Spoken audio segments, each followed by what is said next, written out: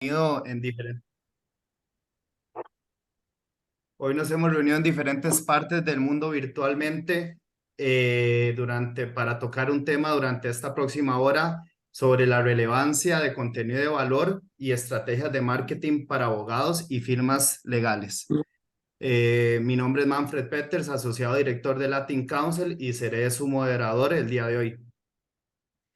Bueno, primero agradecerles a todos ustedes por su tiempo y por conectarse. Los apreciamos montones.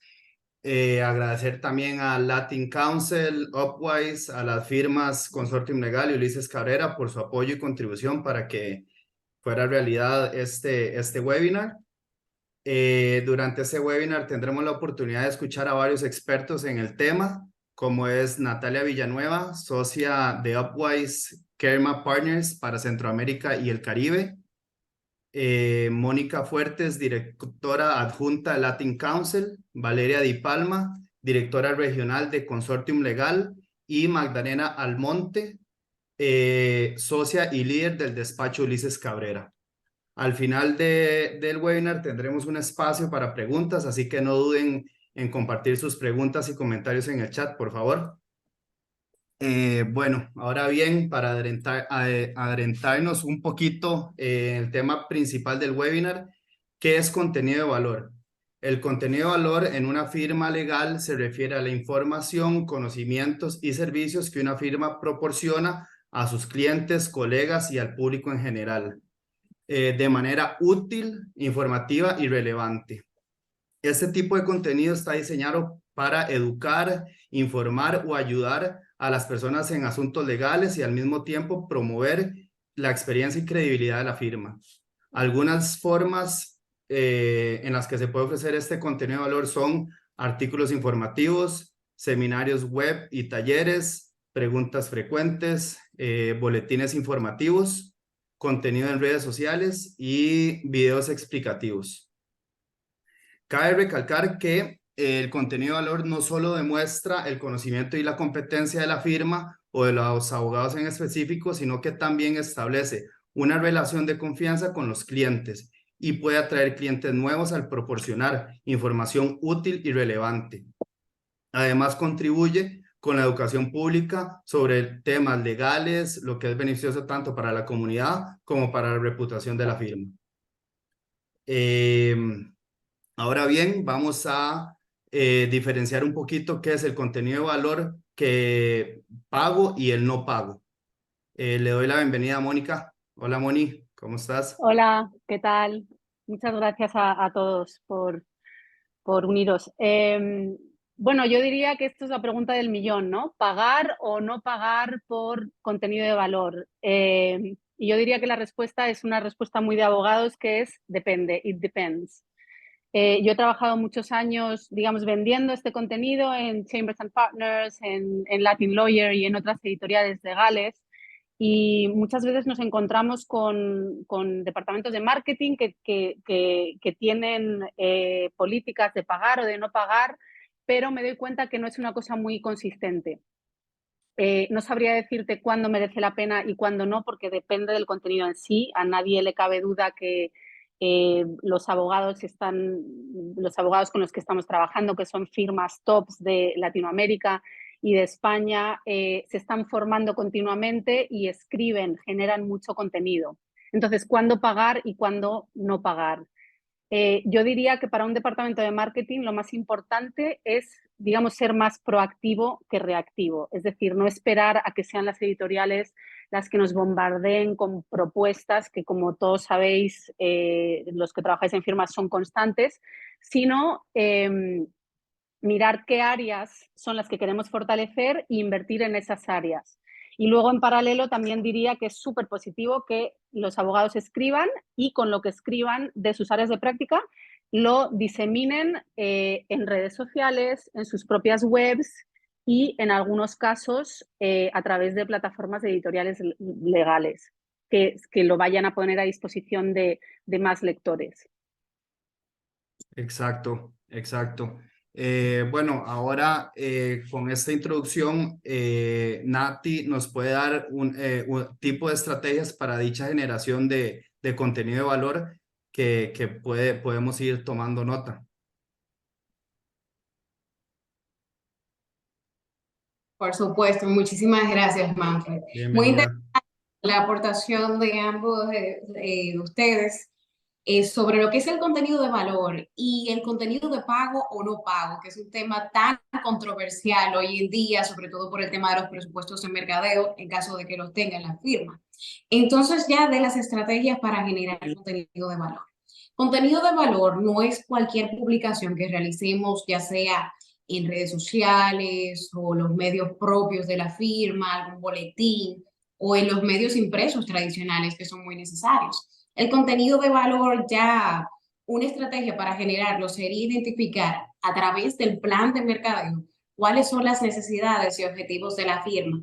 Un ejemplo súper certero, la firma tiene un área de, por ejemplo, medio ambiente y esa práctica no está generando el valor que desean, o sea, la cantidad de retorno de inversión, o sea, tienen un equipo muy bueno, pero todavía no está generando los recursos que desean. Bueno, entonces dentro de las estrategias de mercadeo es necesario incluir esa área de práctica para reforzarla y compartir contenido de valor sobre la fortaleza del equipo y también cuál es el trabajo en específico que realizan. Otro ejemplo es que si sale una nueva resolución sobre esta área de práctica, entonces el equipo a cargo que se encargue de hacer un resumen de esto, una opinión sobre el valor de esa nueva resolución, cómo la pueden aplicar en sus operaciones.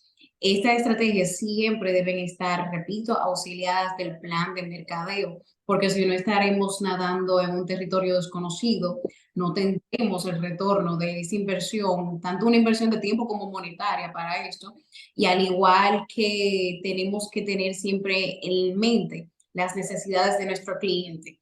Pero para esto primero tenemos que identificar a nuestro cliente ideal, nuestro buyer persona, a qué se dedica, dónde vive, cuál es su edad, cuál es su interés, o sea, cuál es el contenido que de verdad le interesa.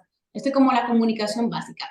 Tenemos un emisor y un receptor. Entonces, ese mensaje de contenido de valor siempre debe ir dirigido a nuestra audiencia. Y cada área de práctica tiene una audiencia diferente.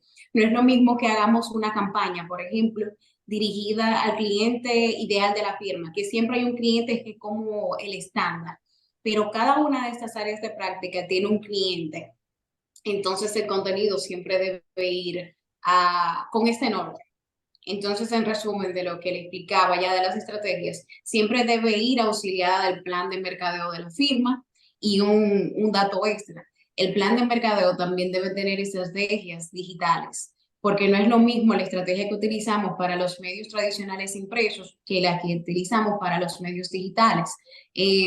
Por ejemplo, de los contenidos de pago. A veces una firma puede tener un contenido excelente en una guía comparativa de algún directorio súper importante, pero ¿qué se hace con esa guía?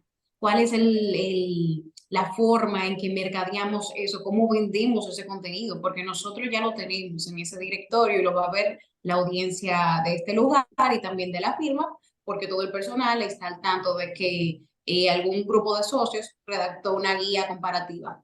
Entonces, ¿qué hacemos con esto? ¿Dónde está? Porque esto es un contenido de mucho valor. ¿Dónde lo estamos posicionando? ¿Solamente lo vamos a publicar una vez en una red social? ¿Y cuál es la red que vamos a elegir? Entonces, bueno, eso de los canales de difusión y las herramientas lo vamos a ver más adelante para no adelantarme al tema, pero es muy importante que todo contenido de valor a la hora de realizarlo, identificarlo, que su estrategia esté puramente alineada al plan de mercadeo.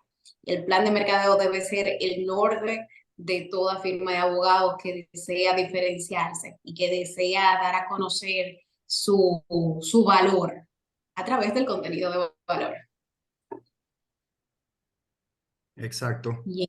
Sí, bueno, Natalia nos habló un poquito de la firma en general, como en un todo, y ahora Valeria nos va a hablar un poquito de la marca personal de los abogados y la relevancia que tiene esto en la generación de contenido de valor.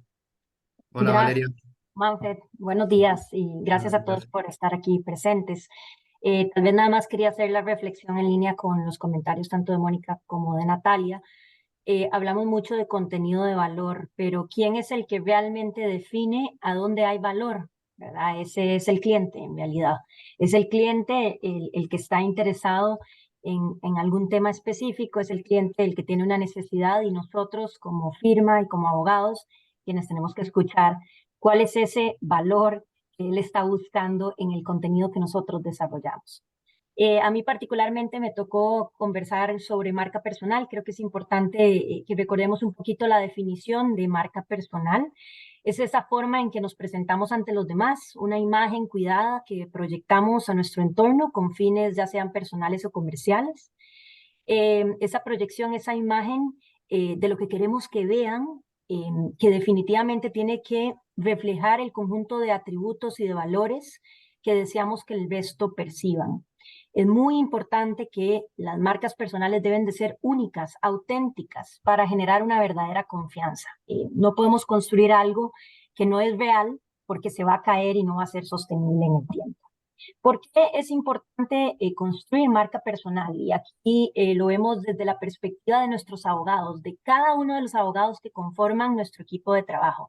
Y es porque definitivamente todos aportamos un granito de arena a la generación de ese contenido, al posicionamiento de nuestra organización, tanto de la firma como del abogado en particular. Y la marca personal nos ayuda a diferenciarnos, nos ayuda a destacarnos tanto a nivel de nuestros colegas, como también generar ese interés a nivel de nuestros clientes. Nos va a permitir tener un mejor alcance y una mejor proyección, porque una buena marca personal nos va a permitir alcanzar audiencias mucho más amplias, nos va a generar mejores y mayores oportunidades de interacción con personas que son de interés tanto para nuestros clientes como para nosotros como organización. Una buena marca personal también mejora el networking. Al final del día, cuando somos conocidos por algo positivo, porque somos expertos en una materia determinada, porque tenemos un conocimiento ampliado en un área específica, pues eso también va a hacer que sea más probable que podamos acceder a personas interesantes con quienes también queremos colaborar. Una buena marca combinada con los contactos adecuados va a permitir que accedamos a más oportunidades más interesantes también. Pero, ¿cómo funciona esto en el ámbito legal? En realidad, la marca personal es esa impresión que un abogado deja en los demás en términos de conocimiento, de habilidades y de ética y estilo profesional. ¿Por qué esto es importante? Porque nosotros como abogados queremos posicionarnos generando contenido de valor para nuestros clientes, evidenciando que somos expertos especialistas en una materia, en un área específica, laboral, familia, propiedad intelectual, tantas áreas en las que podemos ejercer el derecho, que al final del día eso hace que nos diferenciemos y que seamos más atractivos para un cliente en particular. Además, como bien lo dijo Manfred también al inicio, la marca personal genera una buena reputación y genera credibilidad. Y en el ámbito del derecho es fundamental tener una buena reputación, no solo a nivel del historial de casos de éxito y de la ética profesional y de la confianza, sino también de lo que hacemos como personas y como profesionales en el ejercicio de nuestra profesión. También con la marca personal vemos reflejada nuestra personalidad y esta personalidad profesional influye en encontrar clientes que se sientan afines con quienes nosotros somos como personas y cómo ejercemos la profesión que tenemos como profesionales. Entonces, también en la marca personal está esto interesante de que es el reflejo de nuestra personalidad y que claramente las relaciones profesionales construyen confianza también por la afinidad personal que hay entre las partes. En resumen, diría, la generación de contenido desempeña un rol fundamental en la construcción de nuestra marca personal y viceversa, la marca personal en la generación de contenido de valor, porque nos permite demostrar la experiencia que tenemos, porque nos permite diferenciarnos en el mercado, que también podemos aportar un grano de arena educando a las personas a través de un contenido de valor. Nosotros nos manejamos en un ámbito que tiende a ser percibido complejo por los terceros y cuando tenemos la oportunidad de explicar una nueva normativa o explicar el funcionamiento de un determinado asunto en cada uno de nuestros mercados, pues también tenemos esa oportunidad de aclarar y educar y capacitar al público en general.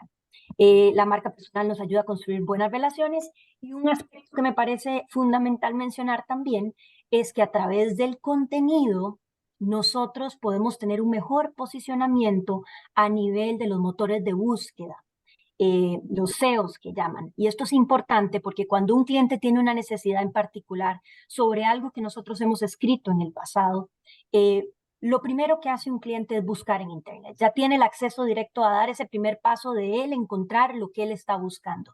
Y si encuentra nuestro contenido de valor y este es realmente lo que él está buscando, pues siempre tenemos que tener la información de contacto para que pueda haber un contacto directo por parte del interesado hacia nosotros como organización.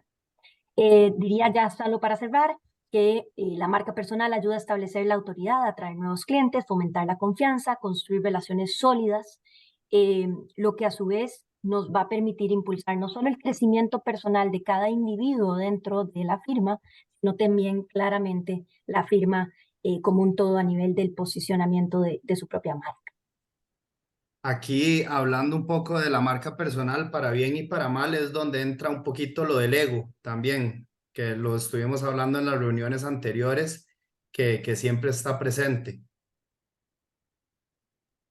Siempre está presente, creo que lo contrarresta la humildad que todos como personas también tenemos que tener y esa humildad muy amarrada a la necesidad que tiene el abogado de actualización continua. Yo creo que para poder generar contenido de valor tenemos que ser verdaderos especialistas, verdaderos conocedores de lo que estamos escribiendo, de lo que estamos hablando, de a lo que nos estamos exponiendo, para que así podamos agregar valor. Definitivamente nos manejamos en un ambiente en donde vemos que hay no solo directorios, rankings que nos evalúan, ¿verdad? Y nos dan un posicionamiento, sino que también hay premios y reconocimientos que hacen que probablemente los egos en algún punto se suban. Pero creo que es parte también de la reputación y de la misma ética que tenemos que tener como profesionales de no dejar que los egos se vuelen y que entonces también perdamos de vista el propósito que hay detrás de ese contenido que es agregar verdadero valor a nuestros clientes. Bueno, aquí es donde entra la figura del CEO en una firma legal, porque hace poco estuve leyendo un, un, un artículo que dice que ahí es donde entra el CEO y que trata de separar y hacerles entender a todos los abogados que están ahí arriba que esto no es cuestión de egos y que todos van remando hacia el mismo norte. Así es, Manfred, y me parece algo valioso de lo que estás diciendo, es decir, nosotros empezamos a promover la generación de contenido desde los rangos más bajos de nuestra organización, porque creemos que el desarrollo del abogado se da desde que ingresa a la organización, ¿verdad? No lo dejamos en manos de los socios, no lo dejamos en manos de quienes tienen los mayores años de experiencia, sino que por el contrario, a todos se les permite, claro que probablemente la audiencia o el lugar en donde compartimos este contenido es distinto. Probablemente los asociados nos ayudan a generar contenido noticioso y contenido de valor interno dentro de la organización, pero conforme vamos creciendo en la experiencia y en el desarrollo profesional, pues sí vamos acompañándonos también en generar contenido más profundo, más técnico, diría yo, con un mayor impacto a terceros en la búsqueda de soluciones legales. Sí, nosotros, bueno, te comento aquí en Latin Council, nosotros últimamente las noticias que han tenido ¿cómo se dice? Más despliegue y que gente más le ha puesto atención ha sido de asociados en las firmas. Ha tenido un boom interesante y siempre educando y asesorando de la mejor manera también. Y nosotros en Consortium pues tenemos la bendición de tener un equipo multigeneracional. De verdad que aquí tenemos todo tipo de generación y ese trabajo conjunto es muy rico porque se complementa, ¿verdad? Entonces es fabuloso lo que estás diciendo, que el asociado hoy esté teniendo un mejor posicionamiento. Creo que tiene todo a la mano para poder ser un verdadero experto y posicionarse apropiadamente, pero también pedir ayuda, también trabajar en conjunto con otros líderes dentro de sus propias organizaciones, a veces también los profesores en las universidades, eso hace que podamos seguir desarrollando profesionales más integrales. Exacto. Y también es importante, ¿no?, darle voz a los asociados o a los abogados más junior que a lo mejor no tienen tantas oportunidades para demostrar ese expertise en los contenidos de valor. Pero sí es verdad lo que dice Manfred, que en el fondo es lo que más se lee y nosotros lo notamos mucho. Mónica, y a veces puede tener que ver con su forma de escribir, ¿verdad? Puede ser que sea Sí, mucho más sencillo, como dicen las cosas y como lo está percibiendo también el público. Es distinto. A veces, conforme avanzamos en esta carrera profesional, vamos siendo un poquito más complicados porque tenemos más experiencia de casos más complejos y nos hemos rodeado de situaciones distintas. Y yo creo que por eso digo que hay espacio para todos y que las organizaciones, las firmas, debemos de tener esa apertura también para que todos puedan desarrollarse y para que todos tengan la posibilidad de desarrollar ese contenido de valor, que no es solo los artículos, que lo decía Natalia, que hay la posibilidad de hacer podcasts, newsletters, boletines, exactamente. Estos extractos. webinars también. Exacto. Y como decía Natalia, que esté alineado con el plan de mercadeo, ¿no? Y que esto se maneje desde el equipo de marketing y comunicación de la firma, Del tema. Y que eso ¿no? me parece fabuloso, Mónica, porque, o muy importante rescatar, porque tiene que haber un plan de mercadeo. Definitivamente, Exacto. todas las firmas son distintas, todas las firmas atienden a clientes de diferentes sectores, con diferentes necesidades, y todos tenemos que entender quién es nuestro cliente para poder entonces saber qué es lo que mi cliente está buscando y qué es lo que yo le tengo que entregar. Es algo de Y que, suma importancia, que no, siempre me encanta comunicarle a los clientes potenciales cuando dicen, ¿y cuál es lo diferente que tú me vas a ofrecer en un plan de mercadeo? Me encanta responder esa pregunta porque ahí viene un tema que me apasiona, que es la cultura. El plan de mercadeo difiere en este elemento tan importante de todas las firmas, su cultura organizacional y asimismo el equipo que lo conforma, que cada uno tiene su marca personal, independientemente de que lo expongan en los medios adecuados o no. Cada uno cuenta con su marca personal y asimismo la firma cuenta con su cultura organizacional, que viene siendo también su marca. Entonces, esto siempre será diferente para cada firma. Eso es como los perfumes. Podemos utilizar el mismo perfume, pero por el pH de nuestra piel, el olor será totalmente diferente.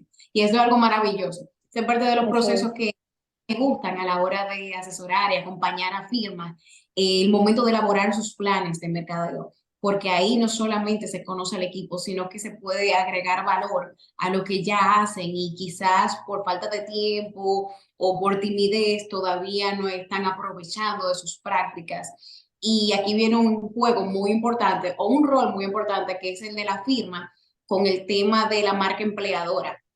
Una marca empleadora sana le dé espacio a todos los abogados, desde el más junior hasta el más senior, para que se destaque en los medios necesarios y que pueda construir su marca, porque entienden que una marca personal de un abogado fortalecida y sana le beneficia directamente a la firma. Entonces ambas deben estar como una sinergia para que funcione, que tengan la consecución de todos los éxitos y sus metas. Es un tema súper interesante que me encanta. Y a veces también me gustaría destacar que cuando a las firmas les llegan estas propuestas para escribir sobre las editoriales, un poco que en línea con el plan de mercadeo, no, la decisión de contribuir o no, o de pagar o no, no esté basada en el ego o la vanidad del abogado, sino en una estrategia, ¿no? Un poco como lo que decía Natalia antes, es decir, este es el área que queremos fortalecer, este es el área que queremos invertir más, etcétera. Y las firmas de abogados que tienen un buen plan de mercadeo que es consistente, en realidad son las que mejor funcionan y las que mejor invierten su budget de marketing anual, porque todas las firmas tienen un budget que no es interminable, ¿no? Lamentablemente. Así es. Bueno, Bueno, para el podemos próximo. seguir con el próximo tema, sí, que igual Natalia nos va a ayudar con las herramientas y plataformas para la difusión de este contenido de valor. Bueno, es un tema bastante controversial por lo que comentamos ahora, de que los precios están muy altos, hay premiaciones, hay rankings, entonces bueno, ahí Natalia nos va a asesorar un poquito y a contarnos un poquito de estas herramientas y plataformas. Claro. Bueno, muchísimas gracias, Manfred. Y este tema ya viene siendo un webinar. ¿Por qué? Porque para nosotros poder determinar lo que es el contenido de valor, cómo reforzar la marca personal y dónde estaremos, debemos auxiliarnos de herramientas de mercadeo, en especial para marketing legal, que nos van a ayudar en todo este proceso y que van a hacer que sea un proceso más llevadero tanto para los mercadólogos de la firma como para los abogados.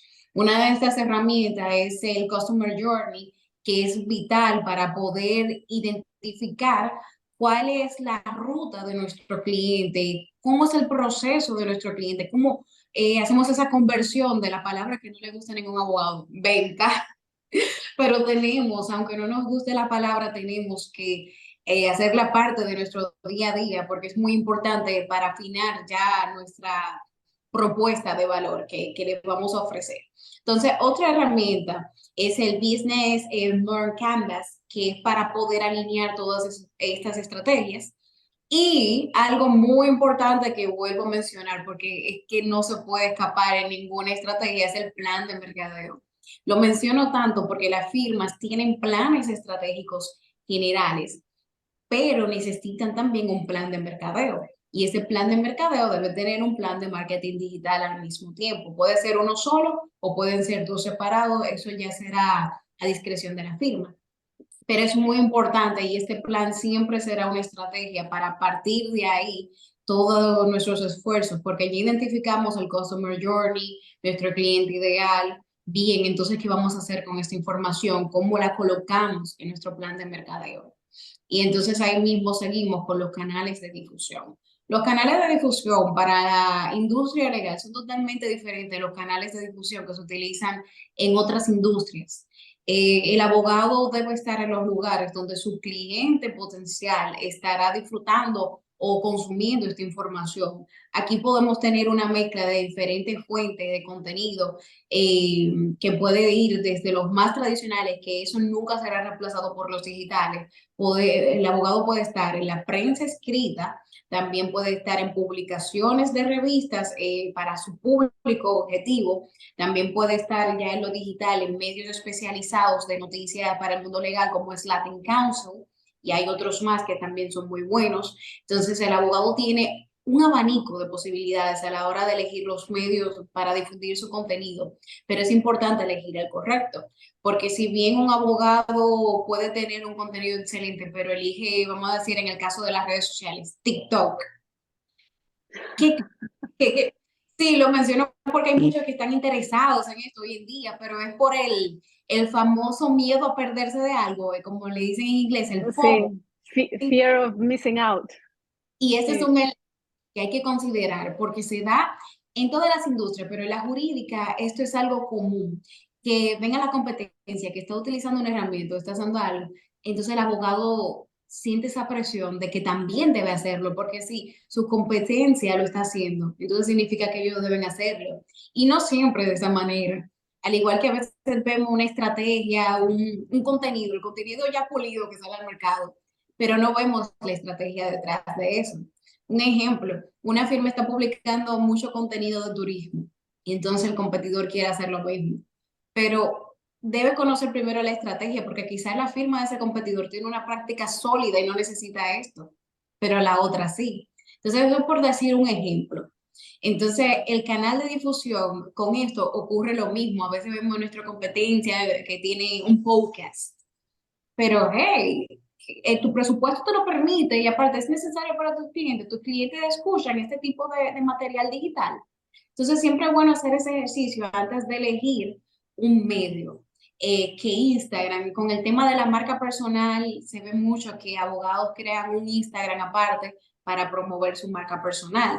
Entonces aquí algo muy importante es saber distinguir si en Instagram está el cliente de ese abogado porque a veces no está para nada ahí. Es más común para abogados que trabajan con personas físicas, que sí ahí tienen un beneficio en Instagram, por decir un ejemplo, pero la red por excelencia para todos los abogados siempre será LinkedIn y deben estar ahí y enfocar todo su contenido a este medio de comunicación, que es totalmente, tiene un público segmentado, tiene un filtro para esto y será contenido de valor que será apreciado por todos. Algo muy importante también es que entre estos medios de difusión tenemos los boletines y los boletines son recursos internos de la firma que no tienen un costo añadido, adicional. Entonces, ¿cómo lo estamos aprovechando? ¿Cómo aportamos valor a nuestra audiencia? Tenemos un público segmentado para diferentes áreas de práctica, para noticias en específico, en qué tiempo, en cuántas ocasiones nosotros compartimos ese contenido. Tenemos un plan para esto, para mantener a esa audiencia nutrida, porque a veces tenemos boletines que se basan en noticias institucionales que son súper bien recibidas, pero necesitan algo más y se puede aprovechar de otra manera, porque parte de los recursos y los canales de difusión que existen para la industria jurídica se basan en aprovechar los recursos internos y asimismo no tener un peso en el presupuesto que afecte demasiado. Y ahora que menciono presupuesto, vuelvo con lo que mencionaba Mónica sobre el costo de los directorios, algunas publicaciones, y entonces cada una tiene una funcionalidad y el cliente tiene un medio de, bueno, depende del tipo de cliente, porque si un abogado in-house, este sí conoce de los directorios, pero hay otro que no, y eso es bueno tenerlo en cuenta. Entonces, tenemos que evaluar qué estamos haciendo con esas publicaciones, cómo tenemos el retorno de inversión, y además de esto, cuál es el beneficio de esas publicaciones y cómo nos afecta nuestro presupuesto de mercadeo. ¿Es necesario estar en todas las publicaciones? ¿O podemos reducir las publicaciones a una que de verdad se alinea a la esencia de nuestra firma, nuestro ADN y sobre todo el ADN de nuestro cliente? Entonces, esos son ejercicios que en esta época que se inicia a revisar todos los presupuestos en general de la firma y de mercadeo y empezamos a colocar, eliminar, es bueno hacernos ese ejercicio. ¿Cuál es el beneficio añadido que yo tengo de esto? ¿O cómo puedo aprovecharlo el próximo año en caso de desear permanecer en esto? Y siempre comparar la escala de los costos. Este costo que tiene esta guía, cómo yo lo veo reflejado en mi práctica. Este costo es necesario. Yo pudiera aprovechar este monto en otra actividad.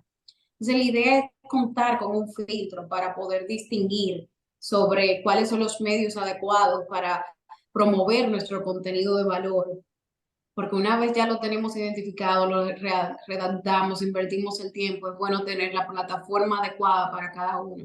Y algo relevante de esto es que no todas las plataformas son adecuadas para el mismo contenido de valor. Entonces hay que saber distinguir cuáles son para llevarlo hasta ahí. Y bueno, no sé si surge alguna duda sobre cuáles son los canales de difusión correctos para los abogados o las herramientas. Pueden escribirla en la bandeja de chat o de preguntas y nosotros felices que vamos a responderles.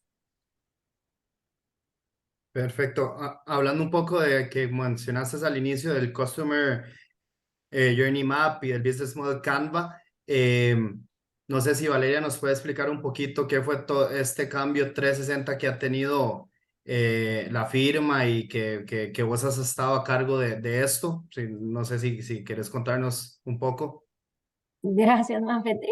Sí, con muchísimo gusto. Yo más bien quisiera tratar de agregar valor a quienes nos están escuchando, que imagino yo, Claro. pues todos son abogados o firmas legales, ¿verdad?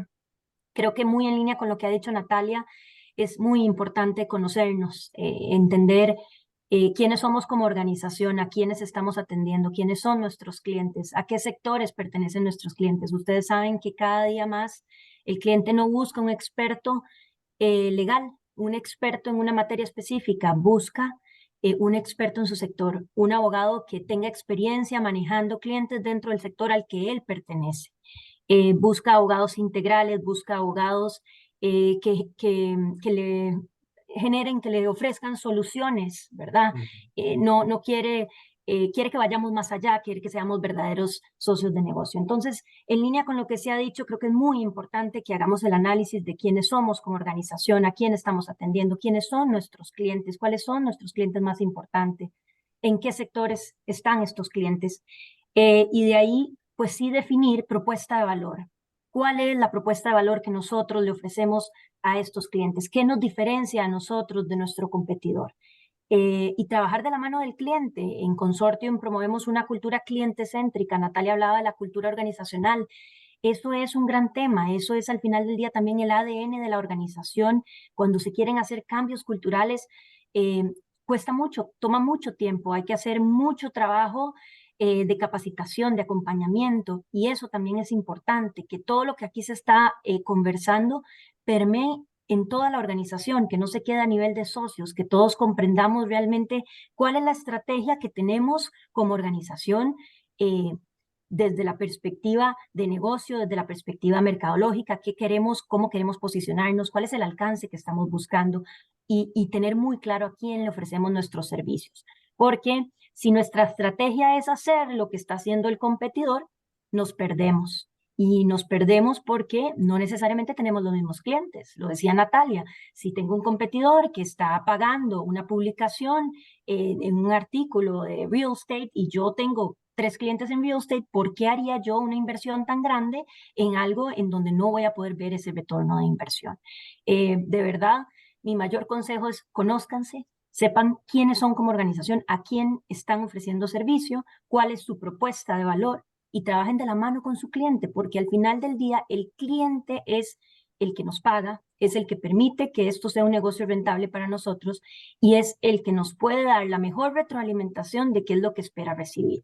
Y eso aplica en contenido de valor también. Entonces, claro que está el Customer Journey Map, que es la forma en la que identificamos cuál es el ciclo de vida que tiene el cliente con nosotros, cómo ingresa, cómo nos considera como una alternativa en el mercado, cómo ofrecemos ese servicio, cómo es la relación ya una vez que se ha ofrecido ese servicio. A veces pensamos que solamente es entregar un servicio legal y listo, y no. La experiencia del cliente es integral. Si administrativamente es un desastre toda la parte de facturación, de reporteo, la experiencia del cliente no va a ser buena por más de que la asesoría del abogado haya sido buena. Entonces, tenemos realmente que revisar todos nuestros procesos. Todos los procesos están contenidos en el Customer Journey Map y eso nos ayuda a entender a dónde están las áreas de mejora. Hablar mucho con el cliente, entrevistar mucho al cliente, pedirle mucha retroalimentación y el cliente nos va a ir dando el camino. Y eso fue lo que pasó con Consortium. Consortium hizo un cambio gráfico, hicimos un cambio en nuestra línea gráfica, en nuestra marca, bastante radical a lo que teníamos en los últimos años, pero creo que obedece bien a los cambios que hemos venido haciendo, todo este proceso de cambio cultural también, de mayor entendimiento de quiénes somos en la región, y de esa forma, pues hoy creemos que lo que tenemos gráficamente nos refleja mejor lo que somos internamente.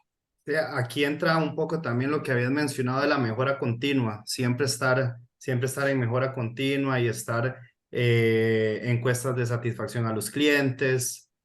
Que la mejora continua sea parte de nuestro ADN, es decir, ahora Magdalena nos va a hablar de tecnología y vamos a ver lo rápido que va todo esto y cuántos webinars no hemos escuchado de cómo la tecnología podría poner en riesgo el ejercicio de la profesión y etcétera, etcétera. Y al final creo que eso es mucha bulla, porque si nosotros realmente tomamos el toro por los cuernos, como uso yo mucho esa expresión, y implementamos tecnología y escuchamos qué es lo que busca el cliente y acompañamos al cliente en entregar ese servicio que está buscando y mejoramos continuamente, vamos a estar siempre en una posición de capacidad para continuar ofreciendo un servicio legal, de capacidad para aprender a usar la tecnología y convertir esa tecnología en una herramienta de trabajo y de esa forma continuar siendo relevantes también en el mercado de los servicios legales. No quedarse atrás, exacto. ¿No? Y algo importante que agregar, que mencionaron de las entrevistas y estar en contacto permanente con el cliente. Esto es súper, súper importante y a veces se deja en el olvido. Pero esa entrevista con el cliente no solamente dará su retroalimentación sobre qué aspectos se pueden mejorar o mantener, sino que también ayudan en diferentes procesos que están alineados a todo lo que hace la firma, que desde algo tanto como la marca personal y poder generar contenido de valor a través de lo que expresa ese cliente, a también cómo pueden colocar esa referencia, esa experiencia positiva dentro de los formularios para los directorios de los rankings, que a partir de ahí pueden saber cuál cliente puede dar una buena referencia, pero también qué mejorar, porque a veces podemos tener la percepción de que todo anda bien, pero no estamos escuchando a nuestro cliente y eso es vital. Quise hacer esa salvedad ahí, porque sí, esa incluso es una herramienta. Esas entrevistas deben estar siempre. E Bueno, incluso, Natalia, yo comentaba, ¿verdad?, que a nuestros clientes les preguntamos mucho sobre los directorios también, porque queremos saber si nos están leyendo, queremos saber si las inversiones que estamos haciendo son efectivas. ujú. Exacto, Es parte de... exactamente. Bueno, ahora que estamos hablando de las tecnologías nuevas y como ChatGPT en el mundo jurídico y demás, bienvenida Magdalena. Ya podemos entrar en el último tema que es implicaciones legales con ChatGPT y la pregunta del millón, ¿qué tan ético es? Entonces, hola Magdalena. Hola, hola a todos. Estaba aquí como muy buena oyente también, consumidora de tanto conocimiento entre Natalia, Mónica, Valeria y pues para ti también de Manfred. Bueno, agradecerle primero a Latin Council y Upwise por la invitación. La verdad que me sorprendió en un primer momento porque no creo que sea el mejor referente de marca personal, pero luego cuando tocamos base con cuál era la intención de mi presentación, todo ya me hizo más sentido. Y es básicamente, pues como acabas de decir, Manfred, cómo la inteligencia artificial puede de alguna forma tener incidencia o consecuencias legales y éticas en el uso para la creación de contenido de valor. Y la realidad es que lo que más me apasiona de hablar de nuevas tecnologías es que nada es blanco o negro, es un área que definitivamente propicia una constante discusión y una aplicación de filosofía y lógica jurídica. Y sin ánimos de adentrarme en un tema sumamente técnico, es muy relevante comenzar comprendiendo a qué nos referimos por inteligencia artificial, porque la realidad es que la tecnología en general va muy rápido, hay muchísimas herramientas tecnológicas y creo que muchos aún se confunden y entran toda esa novedad tecnológica en el mismo saco. Lo que ha hecho tanta revolución es precisamente que esta herramienta de ChatGPT abrió paso a una tecnología existente desde hace mucho tiempo, pero que no estaba necesariamente disponible para todos nosotros, uno. Y dos, lo que se llama inteligencia artificial generativa. Eso es muy relevante porque hay diferentes tecnologías, como mencionaba, y la que crea alguna situación particular mayor, que es la que estamos viendo en estos tiempos, es la generativa, dígase, esa que es capaz de simular el razonamiento humano. El verdadero hito es el procesamiento de datos. Estamos hablando de máquinas y algoritmos que pueden procesar datos con una velocidad mucho mayor que la capacidad humana y eso permite lo que es que una máquina, para decirlo en palabras muy llanas, pueda aprender, pensar, crear e incluso tomar decisiones autónomas, lo cual en principio pues está limitado al ser humano. La diferencia entonces con la programación informática que conocemos es que solo ejecuta reglas predeterminadas por un humano.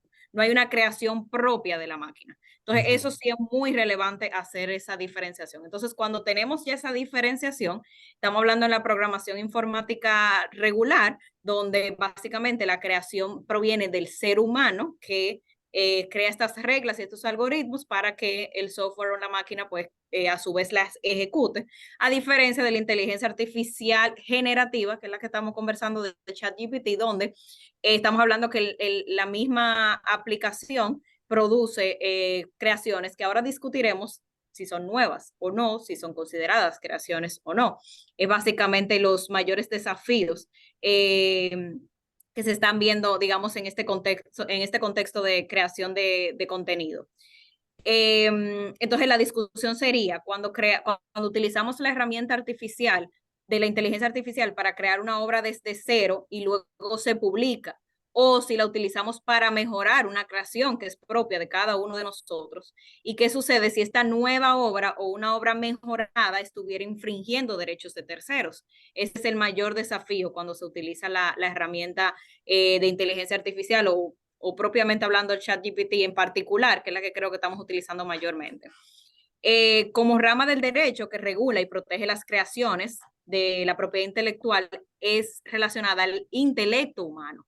En lo inmediato, conforme a una legislación que tenemos hoy día que no fue concebida para este tipo de conflictos, el gran desafío es cómo aplicar esa legislación a estas nuevas situaciones.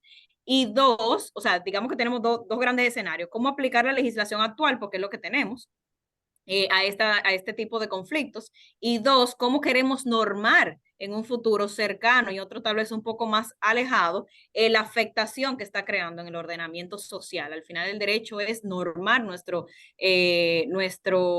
ordenamiento social y que sea de una manera que no cree merma en lo que es la ética o incluso una amenaza a los derechos humanos. Por ende, en lo que tiene que ver con creación de contenido, está muy relacionado a lo que es el derecho de autor, en qué medida pues lo que se realice en base a inteligencia artificial está protegido o no por derecho de autor. Y un primer desafío que supone es si estas creaciones realmente son consideradas obras originales, que es el principio, ¿no? de precisamente reconocer un derecho de autor. En más de una ocasión se ha determinado que la inteligencia artificial realmente tiene capacidad creativa propia y que por ende, si lo vemos desde el punto de vista pragmático, pudiera ser considerado una creación nueva y pudiera ser considerado una creación original. Ahora el siguiente desafío es que puede ser que haya una obra considerada original, pero ¿quién es la autoría de esta creación? Estamos hablando que una máquina está creando obras que se puede considerar creativas y originales, pero las leyes normalmente, como limitaban esta capacidad al ser humano, están limitadas pues a su vez a que sea realizada por lo que es el intelecto humano. Imagínense, descabellado sería en su momento pensar que esta capacidad racional se le reconozca a otro ser vivo. Entonces es algo similar a que fuere ahora una máquina a quienes se le estaríamos otorgando. Pues la legislación vigente en principio no, las máquinas no pueden ser, o sea, no lo teníamos previsto y por ende la mayoría de la legislación así prevé que tiene que ser un autor, tiene que ser un ser humano. Hay legislaciones que de alguna forma ya han sido modificadas y otras ya venían previendo un poquito la situación y sí le reconocen autoría a lo que le llaman aquella persona o entidad que realiza los arreglos, perdón, no a la máquina, definitivamente la máquina todavía no, eso está en una discusión bastante profunda, pero sí por lo menos le considerarían autor a esa persona que se considere que ha realizado los arreglos necesarios para la creación de la obra. Sin embargo, también se discute si le estamos concediendo, o sea, qué tanto es la interacción del ser humano, porque estamos hablando de una inteligencia artificial generativa, donde llega un punto que ya no hay interacción humana y que la misma máquina o el mismo software o algoritmo puede generar una respuesta y tomar decisión. Por ahí hay un caso muy interesante donde le piden un poema a Biden como presidente de Estados Unidos y no estoy segura si fue ChatGPT, creo que sí, le generó todo un poema. Sin embargo, cuando se lo pidieron de Donald Trump, ella se negó a realizarlo. O sea, estamos hablando de que una decisión propia de la máquina. Ahora, ¿quién lo alimenta? De alguna forma hubo un procesamiento de datos anteriores. ¿Quién alimentó? ¿Quién escogió los datos? ¿De dónde escoge el algoritmo los datos?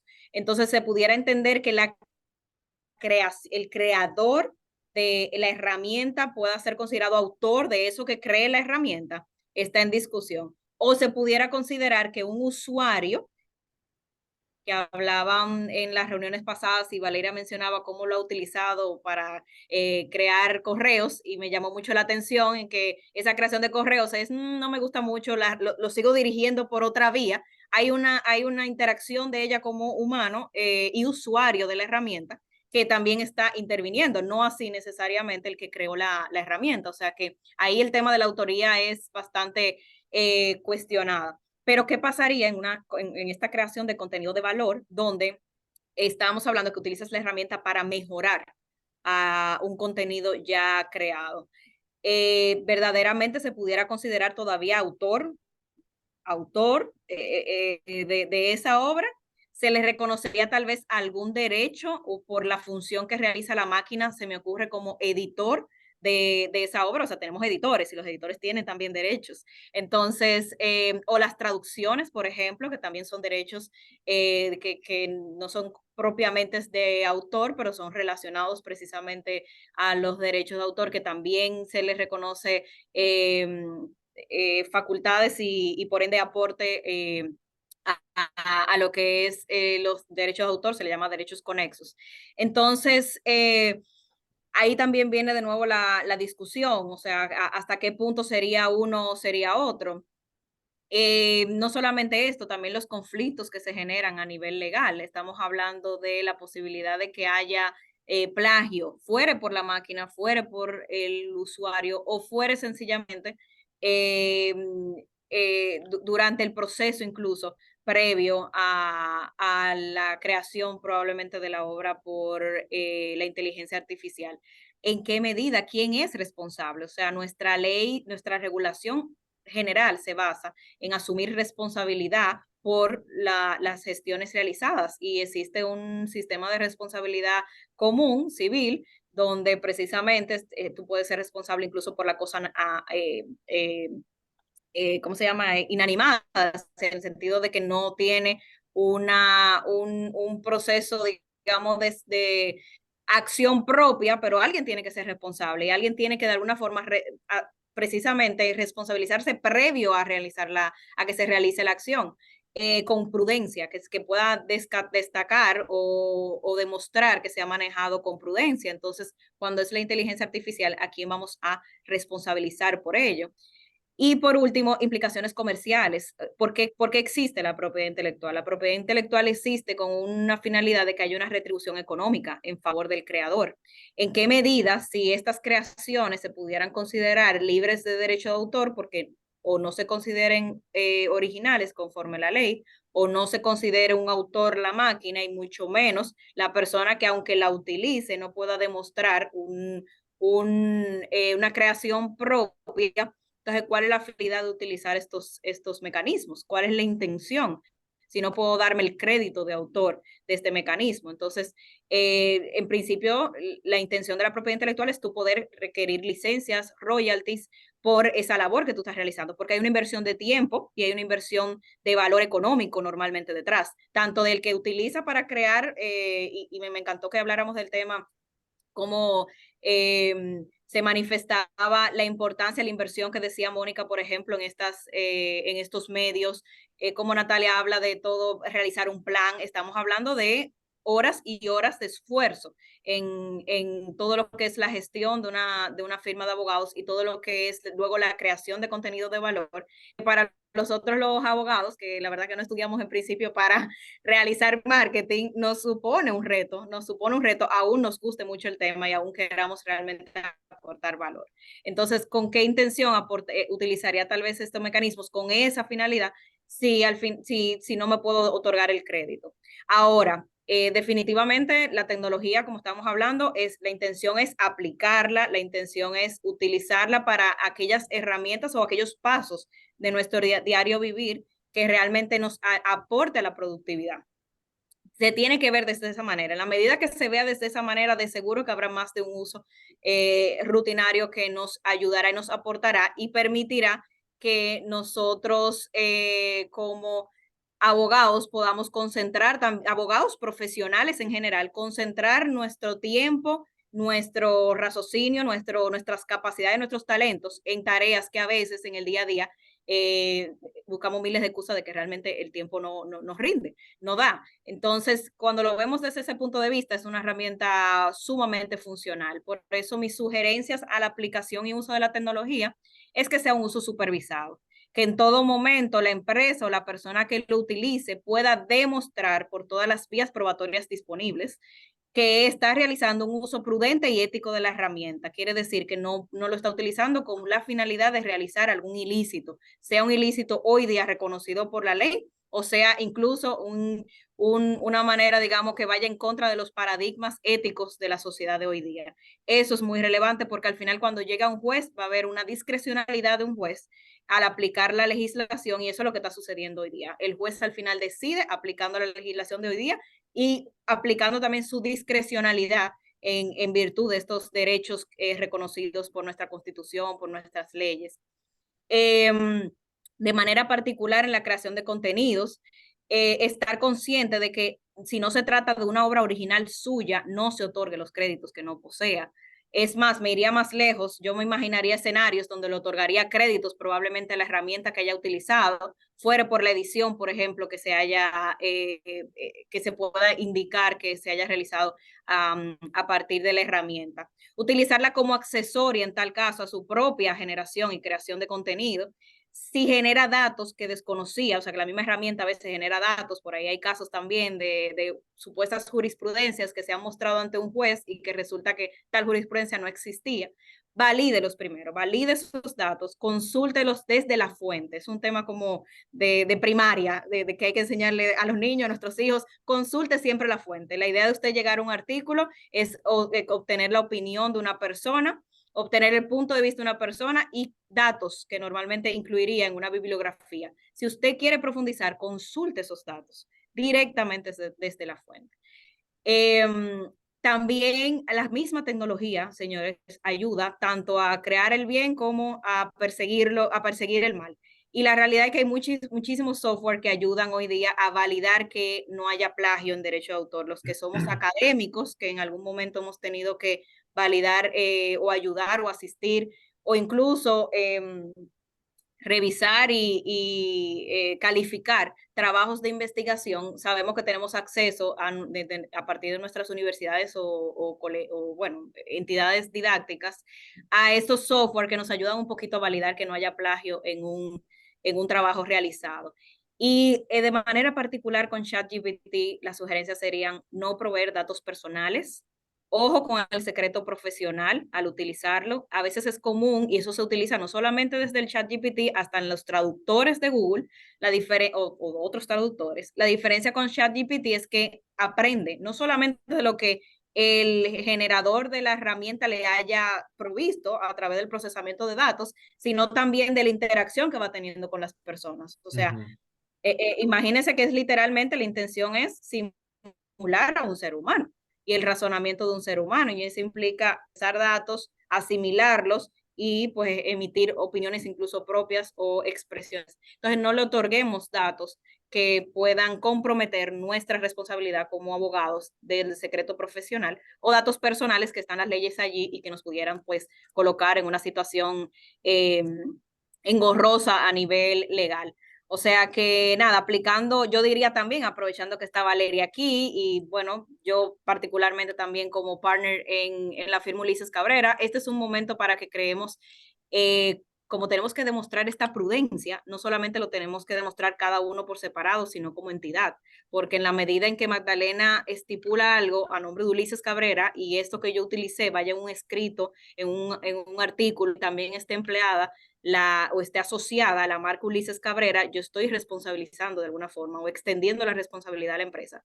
Entonces hay que tener políticas internas, no solamente las empresas que normalmente utilizan estos medios, sino nosotros mismos como abogados para enseñar a nuestro equipo, y eso es parte también de la cultura que tanto hablamos, enseñar a nuestro equipo cuáles son los usos prudentes y éticos de la herramienta y dar estos tips y extenderlos a que conozcan cuál es la manera correcta definitivamente de utilizarlo y cómo limitar al máximo este uso que pudiera ser desmedido. La intención es incentivar definitivamente el uso de la tecnología, pero que no sea de una manera desmedida. O sea que nada, le insto a todos a aplicar estas sugerencias y a seguir la discusión y seguir el paso, porque de seguro que falta mucho todavía por ver en el avance de la tecnología. Sin duda interesantísimo, Magdalena, y fascinante, la verdad. Y da un poco de miedito también. Pero a diferencia, bueno, de lo que decía Valeria, yo no lo veo, como lo dije, no lo veo necesariamente como que nos va a sacar del mercado a los profesionales. Yo lo que lo veo es como una herramienta que nos va a facilitar a que los profesionales podamos aplicar suficiente tiempo a labores más necesarias que Exacto. en el día a día a veces no tenemos tiempo de ver, y utilizar una herramienta de apoyo, definitivamente de apoyo. Eso que dicen de que 4 ojos ven más que 2, que sea ese par Sí, de ojos que te acompañe en la realización de cualquier tarea. Hacerlo tu mejor amigo. eso Hacerlo tu es. mejor amigo, tu aliado. Sí, porque la tecnología no hay que satanizarla. Esto de la inteligencia artificial puede ser un aliado, siempre y cuando se utilice con las precauciones prudentes, ¿cierto? Así Que, es. y ahí tengo una duda, Magdalena. Si, por ejemplo, en la firma tienen el trabajo de hacer un resumen de una ley, entonces se lo encargan a un asociado y el socio lo va a revisar. Pero ese asociado decidió utilizar la tecnología a su favor. Utilizó ChatGPT para esto, pero no lo dijo, no confesó que dijo que utilizó esa herramienta. ¿Qué ocurre en ese caso? Mira, bueno, ¿qué ocurre en el caso de que alguien luego se evidencie? Porque si nadie dice nada, anda por ahí un par de creaciones de otro tipo, sobre todo intelectuales y gráficas, donde hasta que no dijeron esto fue de inteligencia artificial, ya ganaron hasta premios y demás. O sea que el Wow. escenario en que en algún momento sale a relucir que sí hubo una aplicación, bueno, depende de qué punto de vista tú lo quieres ver. Si es un punto de vista de propiedad intelectual, pues definitivamente nadie tiene derecho y se resumen. O sea que el tiempo que habrá invertido una firma y un equipo de trabajo en sacar probablemente, y tú conoces, Natalia, que tenemos, por ejemplo, en Ulises Cabrera, un compendio de leyes de incentivo fiscal, ahí hubo muchas horas detrás. Y eso está protegido, está registrado, y lo que está protegido no es tanto el contenido de la ley, porque ley es la compilación realizada que no se puede comercializar. Entonces estamos hablando que todo ese tiempo se habrá perdido. Esa es la parte, digamos, muy pragmática. En temas legales no habría mayor inconveniente, porque tampoco es que hay ahora mismo ¿cuál es la palabra? Ilícitos por utilizar la tecnología. El ilícito sería hacer tuyo un crédito que realmente no te corresponda. Y siempre y cuando otra persona así mismo levante la alerta. Pero en Porque realidad estás robando de muchas personas, ¿no? Porque y si hay plagio, estos robots lo que hacen es un popurrí de información que encuentran, que es información que es generada por humanos, pero en cuanto te la da a ti, ya eso es una mezcla que viene, no es que no venga de nadie, es que viene de muchas fuentes. A quién se depende, denuncia? depende, porque una inteligencia artificial un poco más básica hace justamente lo que mencionas, Mónica, y buenísimo, porque ahí hay plagio casi seguro.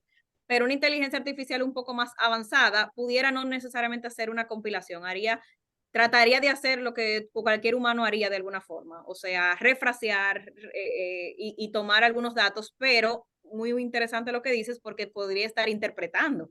Parte de lo que nosotros hacemos como abogados es interpretar la ley constantemente, lo que quiere decir que un artículo o una frase que haya en una ley X la podemos utilizar en cientos de casos de manera como muy diferente en uno y otro, porque se aplicará según el caso. Entonces, la inteligencia artificial pudiera estar creando una, una opinión propia, se pudiera estar modificando, tergiversando de manera inconsciente e involuntaria, como muchos humanos también lo podríamos estar haciendo constantemente. Entonces, por eso la necesidad de que sea supervisado. Supervisado, validado, consultado para que realmente persiga el fin de esa firma o de esa persona que está creando. Ahí viene también lo que decía Valeria de la personalidad. O sea, el tema de la creación de contenido de valor está ligado a una personalidad, primero a una cultura empresa y a una personalidad del abogado. Entonces, si tú al final te vas prácticamente por lo que diga una máquina, que realmente él, ¿cuál es tu aporte después de todo? O sea que al final, dependiendo de la vertiente, Natalia, no sé si te respondí porque hay como mucha vertiente. Hay un tema muy legal, que ahí puede haber plagio, siempre y cuando tú te hayas dado el crédito, o puede haber pérdida de royalties y licencias porque sencillamente al final pues, tú no eres creadora de nada y la ley no te va a reconocer un derecho. Puede haber un tema disciplinario incluso interno de la oficina en la medida en que hayan precisamente políticas de uso. y aún no hayan totalmente políticas, volvemos a lo mismo, o sea, el derecho es una lógica en virtud de los paradigmas sociales, es un ordenamiento social, o sea que lo que se entienda que es engaño, lo que se entienda que está discriminando, o sea, todos nuestros derechos, ¿verdad? Constitucionales y derechos fundamentales y demás, entonces habría fórmulas de tú perseguir ese ilícito.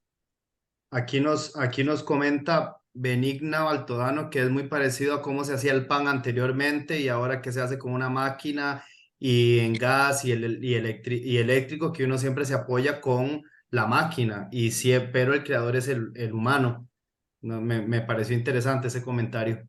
Sí, Sí. bueno, por eso la importancia de hacer la diferencia de una inteligencia artificial, de una herramienta tecnológica regular y la inteligencia artificial benigna, porque justamente, y no quiero traer aquí el terror que mucha gente le tiene, pero el gran terror de la inteligencia artificial es que estamos permitiendo que máquinas pudieran llegar, falta mucho al parecer, para que llegue a asimilar lo que es el razonamiento humano completamente como tal, pero pudiera llegar a tenerlo y por ende puede tomar decisiones propias y al tomar decisiones propias se va a desligar ya de lo que pudiera ser la intención primaria, digamos, yo lo asimilaría un poco más a la labor tal vez que hacemos como padres. Tú tienes un hijo que tú vas formando y ese hijo se va formando en virtud de todo esto que tú le vas enseñando, tu cultura, tus tu Principios forma de de actuar, educación. tus principios, tu forma de actuar, pero tú tienes un hijo que va a llegar a un punto de mayoría de edad, no solamente mayoría de edad por edad, sino también de raciocinio propio,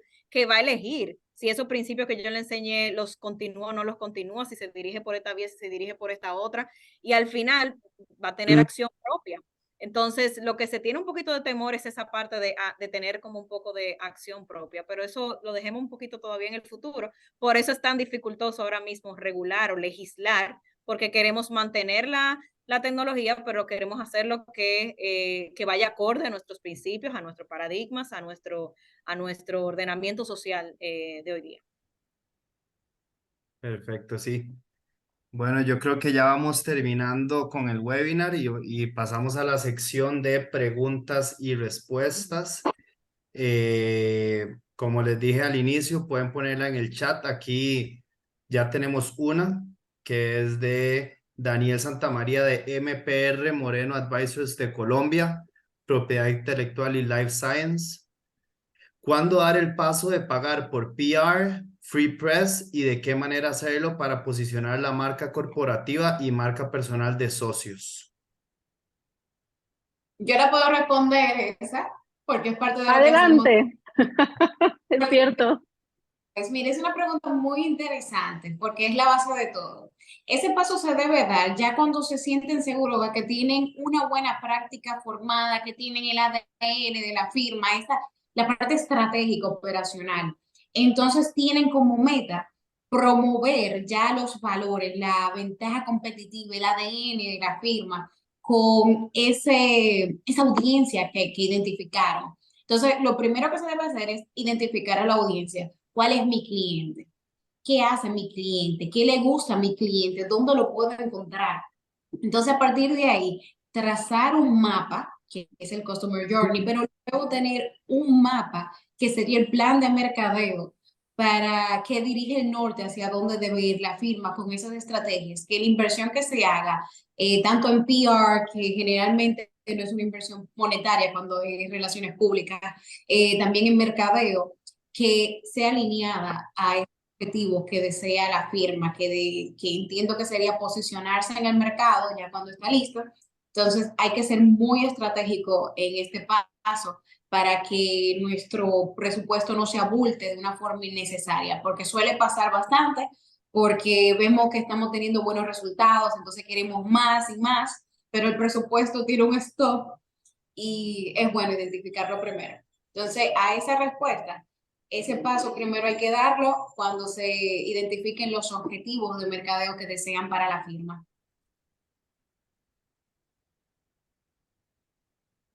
No sé si esa respuesta tendría que iría por el norte de lo que desea o bueno, estaría feliz de ampliar si necesita más. Entonces, bueno, estaremos pendientes.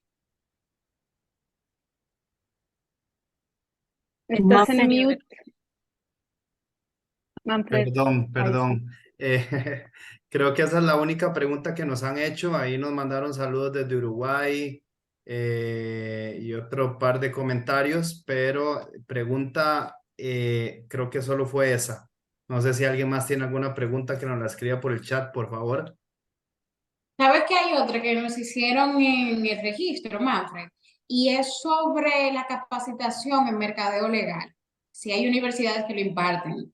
Y es un Ajá, tema súper importante, porque ahora claro. mismo una universidad que tenga eso dentro de su currículum, de la asignatura que imparten a los abogados. No existe una asignatura de mercadeo legal y entiendo que eso es súper necesario hoy en día, no solamente para los estudiantes de maestría o alguna especialización, sino que desde grado o licenciatura, como le llaman en cada país, es importante que tengan esa asignatura y que le puedan complementar en esas áreas. Porque si bien es cierto que cuando se gradúan y llegan al mundo real o cuando hacen una pasantía como paralegal, etcétera, se encuentran con la realidad que le hablan de estos términos de mercadeo, desarrollo de negocios y a veces se frustran porque los abogados dominan muchos temas y son perfeccionistas. Entonces, cuando ven algo nuevo que tienen que volver a empezar, estudiar de eso, prepararse, pueden llegar algunos al nivel de frustración o no quieren participar en estos procesos. Entonces, lo ideal es que sí, que las universidades tengan esta materia y de hecho estoy trabajando ahora mismo en el diseño del currículum para una universidad local aquí en República Dominicana para impartirlo a través de una modalidad de educación continua. Entonces, entiendo que la idea sería para poder transmitir eso en diferentes países porque nada, para que algo se haga realidad solamente debe empezar una persona y luego todo sigue. Sí, súper idea. Y bueno, ahí nos comenta Luciana que es súper importante que incluyan eso, así como gestión de empresas y también finanzas. Sí, sí, muy No importante. obstante, si me permiten, Sí, Magdalena, levantaste la mano. sí, la realidad es que, y bueno, Natalia, lo puedo decir, son asesores nuestros en Ulises Cabrera y tenemos una relación también profesional previa. Yo que he trabajado como socia de mercadeo, bueno, trabajado, he desempeñado esa función en la oficina, la realidad es que alguien en algún momento me estableció o me indicó la importancia de tener también aliados externos. A veces queremos hacerlo todo, a veces tenemos un presupuesto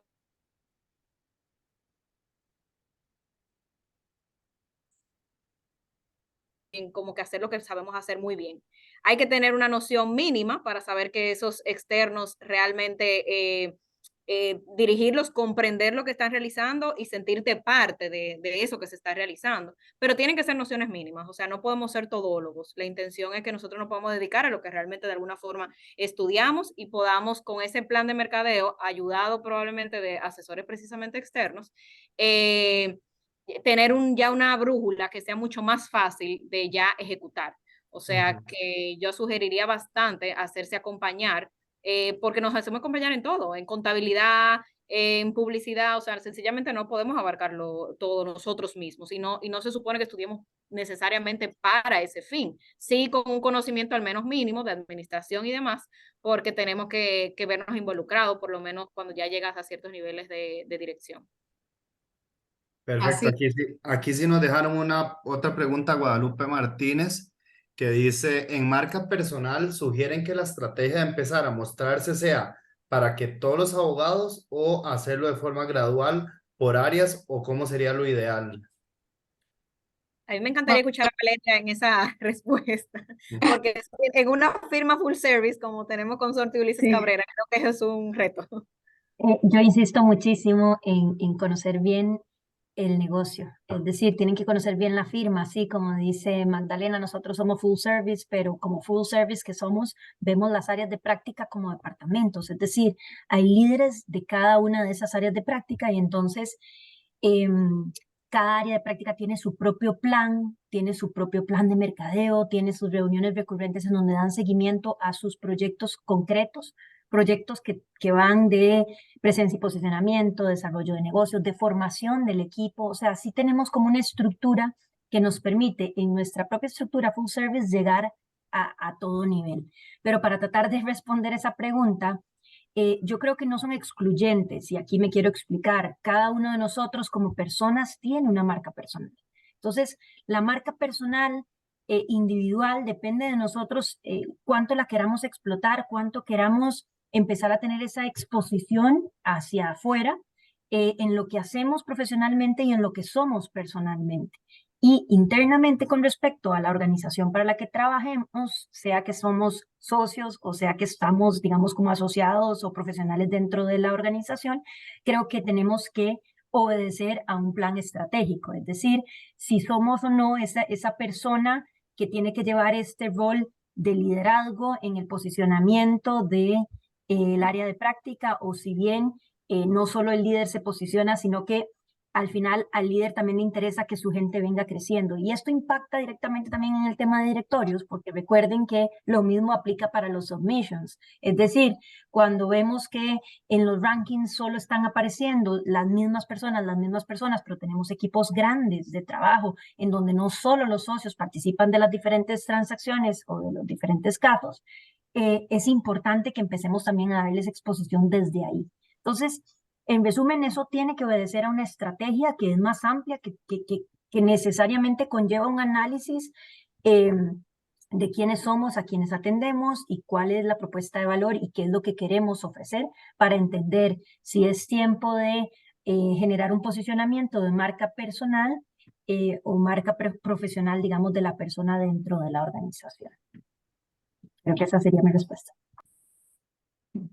Bueno, ahí te contestó Guadalupe que está de acuerdo y que muchísimas gracias. No sé, Natalia, ahora que esperamos un minutito para preguntas o decime vos. Yo entiendo que con estas preguntas es suficiente, no Sí. le queremos ocupar más tiempo a todos. Lo que sí, desde ya agradeciéndoles por sacar el tiempo de escucharnos a todos nosotros, esperamos que esta sesión haya sido de mucho valor para todos y que pueda ser el comienzo para generar contenido de valor dentro de sus audiencias. Y bueno, si surge alguna otra pregunta, pueden contactarnos a cualquiera de nosotros o bueno, también me pueden contactar a mí. No hay problema, todos podemos responderle de manera oportuna. Y nada, encantada de poder estar con ustedes. Igualmente. De verdad, Gracias a todos. Gracias. Un gusto. Hasta Gracias. luego. Muchísimas gracias Hasta a luego. todos.